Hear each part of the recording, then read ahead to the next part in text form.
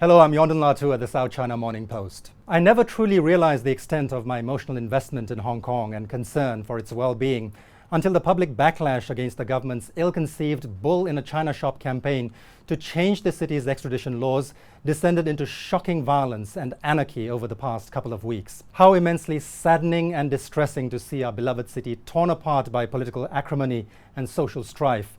How demoralizing and depressing to read international "Oh my God, this is the death of Hong Kong" headlines. How alarming and disturbing to watch our youngsters fight pitched battles with police and our streets turn into smoking war zones all over again. Those who cannot learn from the mistakes of the past are condemned to repeat them.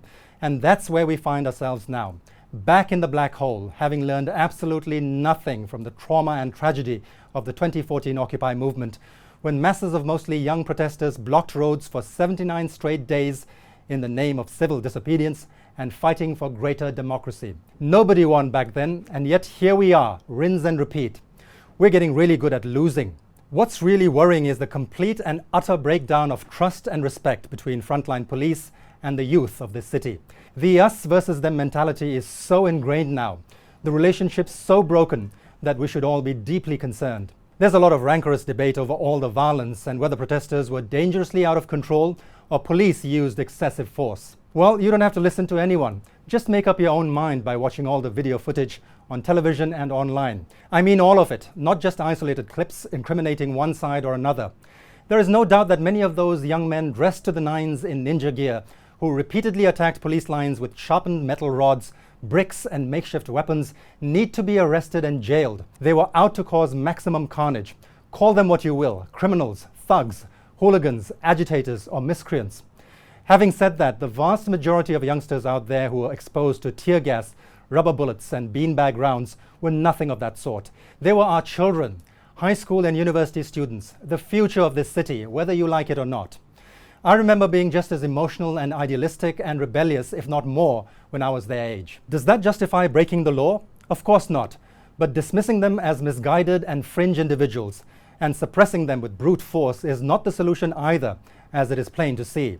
These very young men and women are not afraid of batons or bullets, and that is truly scary. We'd better pray that a student or police officer doesn't end up getting killed at this rate, because what we are facing now will pale in comparison to the fallout that would precipitate. We just can't afford it. This extradition bill, which would allow the transfer of fugitives to mainland China, which has a justice system and human rights record that doesn't inspire much confidence on this side of the border, is the catalyst rather than root cause of all this. Our youth are despondent, frustrated and angry about the lack of upward mobility in a city where the wealth gap is obscene, home prices are unaffordable, and the rich and powerful seem to get away with everything. They feel nobody is listening to them and there is no future.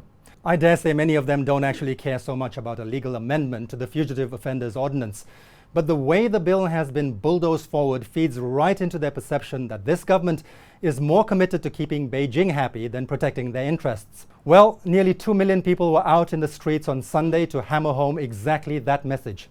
Police stepped back and let them have their moment, allowing them to take over major roads and bring the city to a standstill. They taught our leaders a lesson in humility, forcing Chief Executive Carrie Lam to make a public apology and shelve the bill. They also made it abundantly clear to Beijing that the people of Hong Kong are no pushovers and will fight for their rights. The vast majority of them went home after that, mission accomplished. The problem is many are now insisting nothing short of Lam's resignation will take them off the streets. It's like they've smelled blood and want to see it flow. Let's be very careful here, because there's a difference between people power and mob rule. And last but not the least, what's with this one guy at every protest these days waving a British flag?